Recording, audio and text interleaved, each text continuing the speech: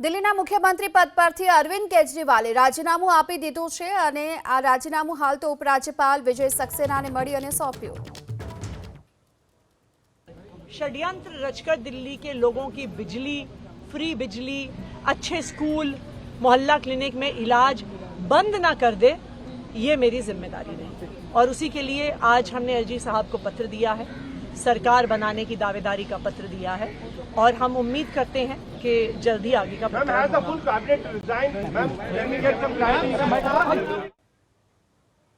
तो आतिशी हवे दिल्लीना नवा मुख्यमंत्री बनशे અને આ કેજરીવાલ જેમણે હાલ પોતાના પદ પરથી રાજીનામું આપી દીધું છે। મુખ્યમંત્રીના પદ પરથી રાજીનામું આપ્યા બાદ આતિશી દિલ્હીના નવા મુખ્યમંત્રી બનશે। આતિશીએ કેજરીવાલ પર ખોટા કેસ કરાયા હોવાની પણ વાત કરી। આ સાથે સરકાર બનાવવાનો દાવો પણ તેમણે રજૂ કર્યો છે। એલજીને મળી અને સરકાર બનાવવાનો દાવો પેશ કરવામાં આવ્યો છે। તો કેજરીવાલે સીએમ પદ પરથી હાલ રાજીનામું આપી દીધું છે અને હવે સરકાર બનાવવા માટે આતિશી તરફથી એલજીને હાલ દાવો કરવામાં આવ્યો છે।